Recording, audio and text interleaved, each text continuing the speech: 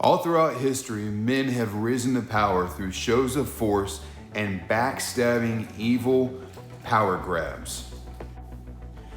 Whether it's introducing a new doctrine or alienating an entire race to create a common enemy, most of these people have a lot in common with the ideals that they push and the methods that they use. But for some reason, it seems like one thing they have in common more than anything is they all share similar salutes. Seriously, what is it with the half zombie salute? You know, you got one hand raised in the air. It's like everybody that's out to hurt a whole bunch of people just shares a similar compulsion to stand in front of a big group of people and show their power over everybody else. This is how high I stand above you. This is how high I think my ideals are than you. It almost never fails. Here's something that you've got to learn from history. And all of the people who know me know that I am a gigantic history buff. I am a well of useless information when it comes to knowing things about the past. I can't help you fix your car, I can't help you do your taxes, but I can tell you that Hitler was a vegetarian and Stalin beat Hitler when Hitler came and wasn't prepared for winter. The point being that history generally repeats itself. All of these people who want to rise to power and exert their authority over your basic human rights, they never change. They're the same person over and over again. The only thing that ever changes is the tools that they use, the ways that they go about doing it. For early on, and when civilization was first forming, the person who had the hardest sword ruled. Back when we were in the Bronze Age, when somebody came along, a civilization that could wield iron, they'd beat them down. When they came along and somebody had bows and arrows, they'd beat them down. It's all about having the cutting edge tools to use. But the actions of these people always stay the same. They're always out thinking that they know better than you and they know how to make things work, and it doesn't matter what you think. Does anybody know the difference between a president and a dictator? And I know what you're thinking. There's not a big difference anymore. But there should be. Because in a democracy or in a republic like we've got, a president is a servant to those that voted him and elected him in. He doesn't assert authority. He doesn't assert power. He listens to the people that he serves, and he makes laws according to the will of the people. Now, this is a good thing and a bad thing sometimes, because in a democracy that has the majority bad people, that means that bad laws are going to be made.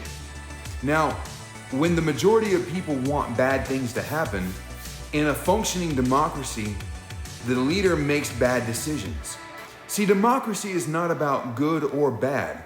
Democracy is about everyone having a say and the majority ruling.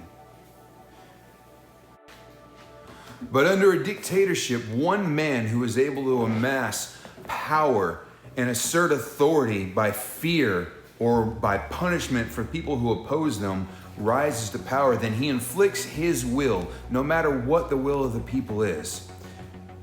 Now, I don't know if you noticed, but we're slowly regressing from a democracy and a republic back to a dictatorship. We have a group of people who happen to have a certain amount of power, deciding that they know better than everybody else. It doesn't matter what the majority thinks. It doesn't matter what the American people thinks. These people in power know the people in the media. They know the people in big tech. And so they can assert their authority and world vision. Now, unfortunately, I don't have any new news clips for you or anything today, but what I do have is something that I was talking to a couple friends of mine last night, and it really hit me. By the way, I want to go ahead and give a shout out to all the people that watch that I know the names of. Sam, thanks for watching. Jordan, thanks for watching. Jaden, thanks for subscribing.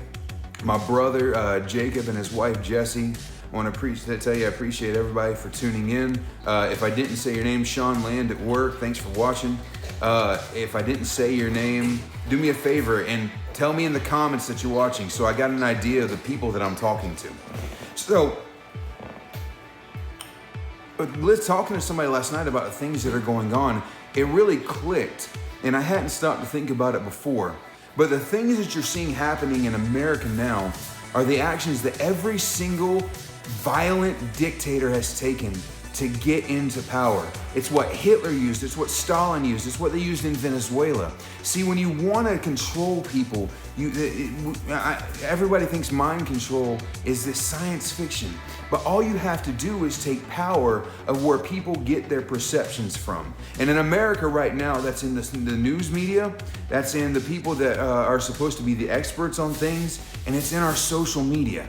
And if you know the people in power in those devices, then all you have to do is get them to help you.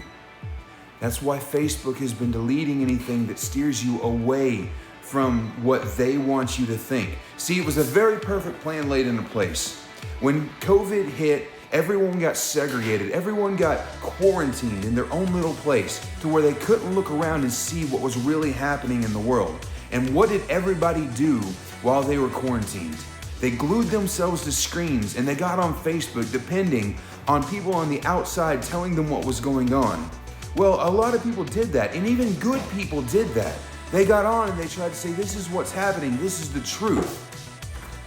And where the power came in and the dictators came in is they sifted through all of that and they said, this lines up with what we want people to think, we're gonna leave it on.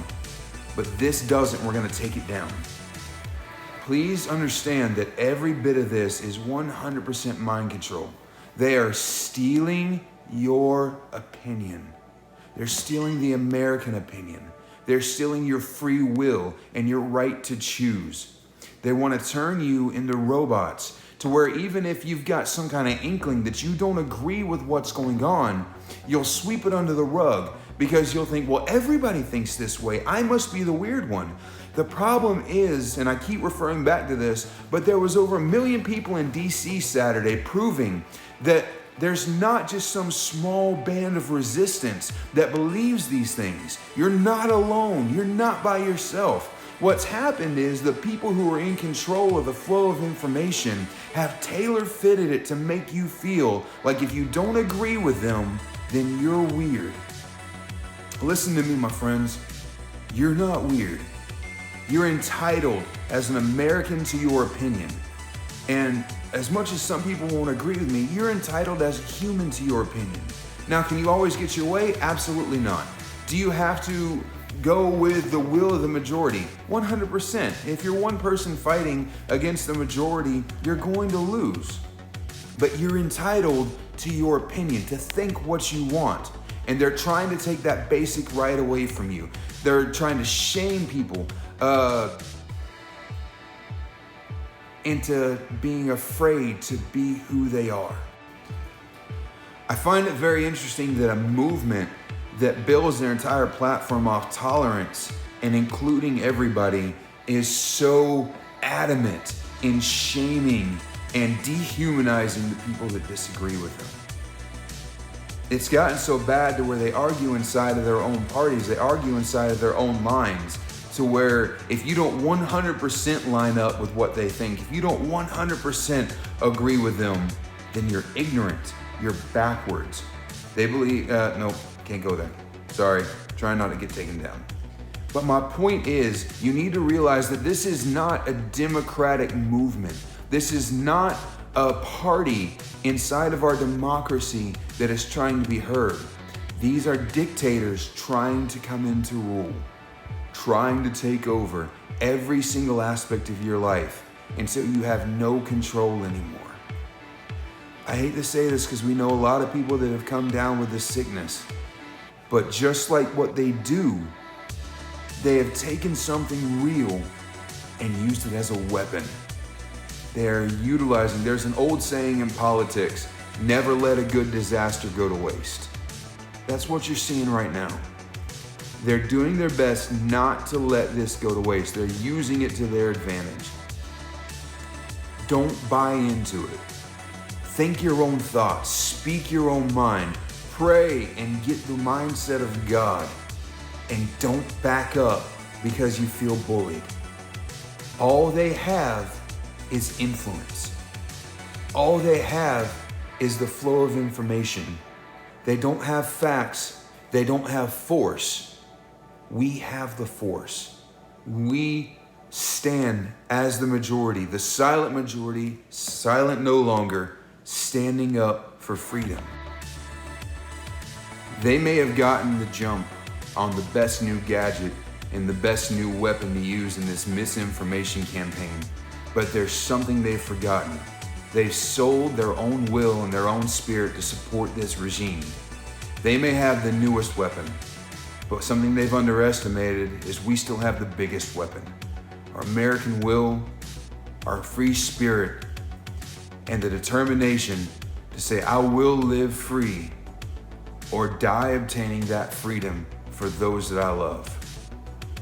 Everybody be safe, pray for our nation, stand with me, stand with us, stand with America to hold on to our freedom, our democracy, and our republic so we don't go the way of the rest of the world. Thanks for watching. Tune in tomorrow night. And I'll see you later. Oh, wait, not like that. Bye.